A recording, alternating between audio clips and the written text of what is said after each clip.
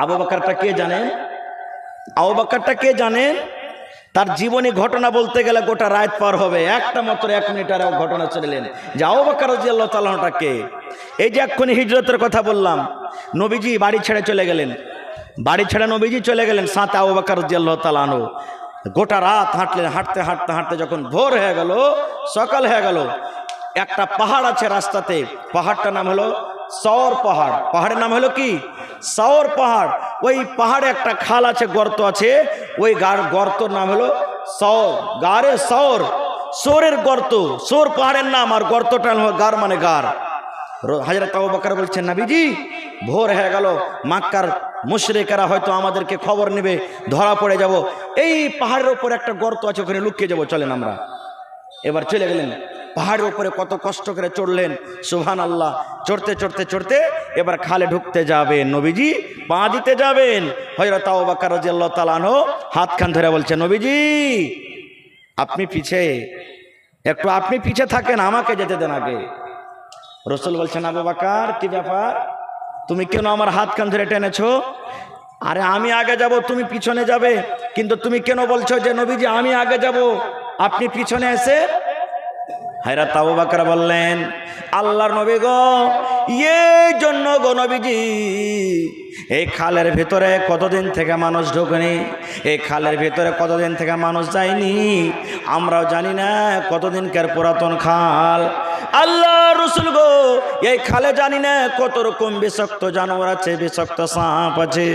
আমি আবু বকর, আমি যদি পিছনে যাই আর আপনি যদি আগে যান, কোন সাপ যদি আপনাকে আক্রমণ করে দেয়, কোনো বিচ্ছু যদি আপনাকে কামড় দিয়ে দেয়, আপনার যদি কিছু হয়ে যায়, আর আল্লাহ তাবারক ওয়া তাআলা কিয়ামতের দিন যখন আমাকে বলবে, আবু বকর রে, আমার নবীকে সাপে কামড় দিয়েছিল, বিচ্ছুতে কামড় দিয়েছিল আবু বকর, আর তুমি মজা মেরে পিছনে ছিলে, আল্লাহ যদি আমাকে কিয়ামতের দিন এই প্রশ্ন করে দেয়, আমি কেমন করে উত্তরটা দেব? আল্লাহ রাসূলকে বলছেন, নবী গো আপনি পিছনে এসেন, আমি আগতে যাই। হযরত আবু বকর আগতে গর্ততে ঢুকে গেলেন, দেখছেন গর্তের ভিতরে অনেকগুলি খাল আছে, নিজের কম্বলকে ছেড়ে ছেড়ে ছেড়ে ছেড়ে খালগুলাকে বন্ধ করলেন, এই খালে দিয়ে দিলেন, ওই খালে দিয়ে দিলেন, ওই খালে দিয়ে দিলেন, এই খালে দিয়ে দিলেন, ওই খালে দিয়ে দিলেন, দিতে দিতে সুবহানাল্লাহ দুটা খাল এমন থেকে গেল।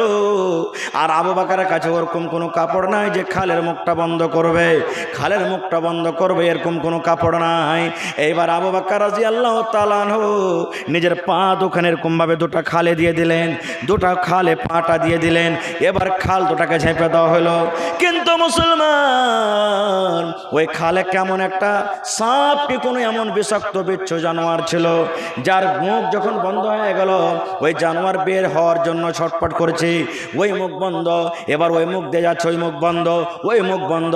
এবার হযরত আবু বকর রাদিয়াল্লাহু তাআলা আনহু আল্লাহ রাসূলকে বললেন, নবীজি এখানে তো কোনো বালিশ নাই, আমি আবু বকর আমার এই পায়ের ওপরে, রানের ওপরে আপনি মাথাটা রেখে ঘুমিয়ে যান, কারণ গোটা রাত আপনি ঘুমাইতে পারেননি, এই বেঈমান শয়তানের কারণে গোটা রাত আপনি হাঁটে হাঁটে সফর করছেন গো দয়ার নবী, আপনি আমার এই রানের ওপরে মাথাটা রেখে আপনি ঘুমিয়ে যান।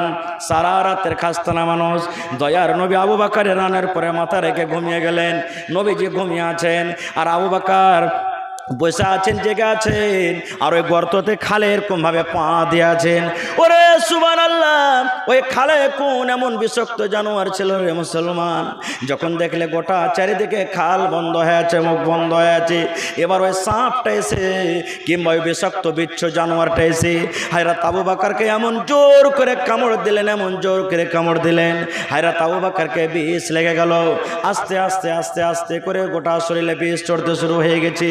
এবার হযরত আবু বকর বিষে কাতর হয়েছেন, আর সহ্য হয় না, মনে হয় জানটা বের হয়ে যাবে, এবার দুনিয়া থেকে চলে যাবেন, এমন জোরে বিষে কাতর হয়ে গেলেন। এবার হযরত আবু বকর কিন্তু এখনো নবীকে জানান না, আল্লাহ রাসূল গো আমাকে কোনো বিষাক্ত জানোয়ারে কামড়ে নিয়েছে, কেন জাগান না? আমার নবী গোটা রাত জেগে আছেন রে, এখন আমার নবী ঘুমালছেন, আমি আবু বকর মরে যাব, দুনিয়া থেকে চলে যাব, কিন্তু আমার নবীর ঘুম ঘুম থেকে নবীকে আমি ডিস্টার্ব করব না। যখন হযরত আবু বকর সহ্য না করতে পেরেছে, চোখ দিয়ে এবার পানি ঝরতে শুরু হয়েছে। এক ফোঁটা চোখের পানি যখন নবীর গায়ে পড়ে গেছেন, চট করে নবী চেতন হয়ে গেছেন। এবার চট করে চেতন হয়ে যাওয়ার পর আল্লাহ রাসূল নিজের শ্বশুর আবু বকরকে বলছেন, আবু বকর, বাড়ি মনে পড়ে গেল নাকি? ছেলে মেয়ে মনে পড়ে গেল নাকি? জমি জায়গা মনে পড়ে গেল নাকি? দেশ মনে পড়ে গেল নাকি? বাড়ি ঘর ছেড়ে চলে এসেছো, ছেলে মেয়ে ছেড়ে চলে এসেছো আবু বকর, ওই বাড়ির ছেলে মেয়ে মনে পড়েছে নাকি? তাই তোমার চোখে পানি? হযরত আবু বকর বলছেন, আল্লাহ রাসূল গো, না গো আল্লাহ রাসূল, আমার বাড়ি বলে মনে হয়নি, আমার ছেলে মেয়ে বলে মনে হয়নি, আমি বাড়ির মহব্বত মায়ের কারণে আমি কান্দি না গো নবীজি। রাসূল বলছেন, তাহলে তোমার চোখে কেন পানি? এবার হযরত আবু বকর বলছেন, ইয়া রাসূলুল্লাহ, আল্লাহ রাসূল গো, এই গর্তের ভেতরে ছোট ছোট কিছু গর্ত ছিল, সমস্ত গর্তকে আমি বন্ধ করে দিয়েছি, কিন্তু এই দেখেন দুটা গর্তকে বন্ধ করার জন্য আমি কিছু পাইনি, নিজের পা দিয়ে ঠেকাচ্ছি নবী গো। এই খালের ভিতরে কোনো এমন একটা বিষাক্ত জানোয়ার ছিল, যে জানোয়ারটা আমার পায়ে কামড় দিয়ে দিয়েছে, আমার আর মনে হয় জানটা বাঁচবে না, আমি মরে যাব। আমার জানটা কেমন কেমন করছে, মন খানা আমার ধড়ফড় করছে, তাই নবী গো আমি বিষে কাতর হয়েছে, আর সহ্য হয় না, যার কারণে আমি কান্দি। আল্লাহ রাসূল তারা আবু বকরকে বলছেন, আবু বকর, এত কষ্ট করার তোমার কি দরকার বাবারে? তোমাকে যখন কামড় দিয়েছে, তোমার পায়ে কামড় দিয়েছে, তখনই কিন্তু তুমি আমাকে কেন উঠাওনি? হযরত আবু বকর বলছেন, ইয়া রাসূলুল্লাহ, এই জন্য আমি উঠাইনি গো নবীজি, যে গোটা রাত আপনি জেগে আছেন, আপনার নিনটা ভেঙে যাবে, ঘুমটা ভেঙে যাবে, আপনাকে ভালো লাগবে না, এই জন্য আমি আবু বকর ভাবলাম আমার জান চলে যায়, আমি নবীকে জাগাবো না। যখন কথাটা বলা, আল্লাহ রাসূল একটু মুখ থেকে থুতু নিলেন, ছোপ নিলেন, থুতু নিলেন, লোক করে একটু থুতু নিলেন, আর থুতু নাকে নেওয়ার পর আবু বকরের যেই জায়গাতে পায়ে কামড় দিয়েছে, ওই জায়গাতে যেমনই লাগিয়ে দেওয়া, 1 সেকেন্ডের মতো সঙ্গে সঙ্গে সব বিষ দূর হয়ে গেল। নারে তাকবীর! এত বড় উমর ফারুক সাহাবী, যাকে দুনিয়াতে জান্নাতের সার্টিফিকেট দেওয়া হয়েছে, সেই উমর ফারুক একদিন আরজু করছেন আল্লাহর কাছে। কি আরজু জানেন? হে আল্লাহ, জীবনের সমস্ত আমল যদি তুমি একদিকে আল্লাহ রেখে দাও, আর আবু বকরের ওই হিজরতটার, ওই যে নবীর সাথে গারে সরেছিলেন, ওই রাতটা আবু বকর যত নেকি পেয়েছি, আল্লাহ আর বরাবর যদি আমি আমার নেকি পেয়ে যেতাম, আল্লাহ আমার জন্য যথেষ্ট হয়ে যেত। সুবহানাল্লাহ, এত বড় সাহাবী। তো ভাইরা আমার, হযরত আবু বকর রাদিয়াল্লাহু তাআলা আনহু এরকম অনেক ঘটনা আছে, আমিও দেখে যাব না। শেষ কথা, সাহাবায়ে কেরাম আল্লাহ রাসূল সাল্লাল্লাহু আলাইহি ওয়াসাল্লামের জন্য, দিনের জন্য, কোরআনের জন্য, সুবহানাল্লাহ, ইসলামের জন্য নিজের জান মালকে যখন রাসূল বলেছেন হাজির করে দিয়েছেন। জানের জরুরি পড়েছে, জান হাজির করেছেন, মালের দরকার হয়েছে, মাল হাজির করে দিয়েছেন। এই জন্য ভাই, আজকে হলো একটা মাদ্রাসা, এই মাদ্রাসাতে আপনাকে জান মাল দুটাই লাগবে, তবে জানের কুরবানি চাইনি আপনাদের কাছে। যখন মিটিংয়ের দরকার হবে, ভালো মাশওয়ারার দরকার হবে, আপনাকে যখন দাওয়াত করা হবে, আপনি লাব্বাইক বলে মাদ্রাসাতে চলে যাবেন। জরুরি নয় যে টাকা দিয়ে মদত করতে হবে, আপনার যেটা বুদ্ধি আছে, বিচার আছে, ভালো জ্ঞান, ভালো বুদ্ধি দিয়ে আপনি সাহায্য করবেন, এটা হলো একটা সাদকা, একটা নেকি। আজকে আপনারা এসেছেন, মালের দরকার আছে, মাল লাগবে মাদ্রাসাতে, বিনা টাকাতে বিনা মালে মাদ্রাসা চলবে না। আর এই মাদ্রাসা সরকারি তরফ থেকে কোনো সহযোগিতা আসে না, মদত আসে না।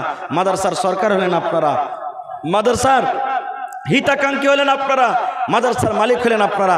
আপনাদের দেওয়া টাকাতে, আপনাদের দেওয়া দানে, আপনাদের দেওয়া মালে মাদ্রাসা চলছে। ভাই আমার, আল্লাহর রহমতে আপনারা বসে আছেন।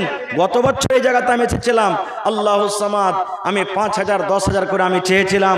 গত বছরও আমার মনে পড়ছে, আমি নামটা বললাম, এই গ্রামেরই মনে হয়, কি কোন গ্রামের ছিল, মিয়া বিবি দুইজনে 5-5 করে 10,000 টাকা জমা করেছিল। আমি নামটা বলছি যে আমি 5,000 করে দুজন চেয়েছিলাম। আমার মনে হচ্ছে যে মিয়া বিবি দুজনে পাঁচ করে 10,000 টাকা এই মাদ্রাসার জন্য জমা করেছিলেন। তো আজকে দেখি এই মাদ্রাসার জন্য কোনো আল্লাহর বান্দা আছেন, একটা লোক 5,000 টাকা দিবেন, একটা লোক 10,000 টাকা নেবেন, একটা লোক 15,000 দিবেন, একটা লোক 20,000 দিবেন, কিংবা যদি কোনো আল্লাহওয়ালা আল্লাহর পীর মুজাহিদ থাকেন যে মাদ্রাসার জন্য কোনো মাঠ ঘাটের 1 ডিসমিল 1 কাঠা জমিন বিক্রি করে যা টাকা হবে মাদ্রাসাতে দিয়ে দিবেন ভাই আমার। এবং 50টা লোককে আমি দেখব 1,000 1,000 1,000 করে, 50টা লোককে আমি দেখব 500 500 500 করে। এবং কমিটির লোককে বলবো মা খালাদের পিন্ডালে চাদর দিয়ে পাঠান। মায়েরা খালারাকে বলবো যে মায়েরা প্রত্যেক জালসাতে মায়েরা খালারা দানে আগে থাকে, দান করেন। আজকে থাকবেন আপনারা যতদূর যাকে আল্লাহ শক্তি দিয়েছেন শক্তি হিসাবে আপনারা চাদর ভর্তি করে দানগুলা দিয়ে পাঠান, আপনারা গহেনাগুলি দিয়ে পাঠান, কাঁসার বর্তনগুলো আপনারা দিয়ে পাঠান। গত রাত্রে এই জালসা ছিল একটা চিতরিয়াতে, সুবহানাল্লাহ, 3টা 3:30 রাতে একজন মহিলা খবর পাঠিয়ে দিলেন, মৌলানা একটা আমি ছাগল দান করে দিলাম জালসাতে, সুবহানাল্লাহ।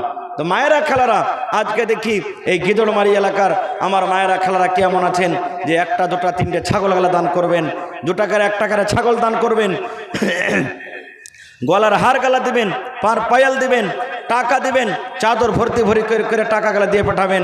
এবং আসেন তো ভাই মজলিস থেকে, পেন্ডাল থেকে আমার কোনো মা, আমার কোনো খালা, আমার কোনো দাদি, আমার কোনো নানি, আমার কোনো ভাই আছেন যে 5,000 একটা লোক দিতে পারবেন, মাশাআল্লাহ। এটা কোন জায়গা থেকে এলো? মাশাআল্লাহ। দেখেন একবার জোরে বলেন নারে তাকবীর। আপনারা হোটেলে ভাত খান নাকি যে ভাই? হায় রে আল্লাহ, একটু জোরে বলেন নারে তাকবীর। মাশাআল্লাহ। দেখেন সাগের পুটলির মতন করে 1 চাদর ভর্তি করে হার মা খালারা দান দিয়ে পড়ালছেন। আর ইনশাল্লাহ কয় চাদর এখন আসবে আল্লাহ জানছে, সুবহানাল্লাহ।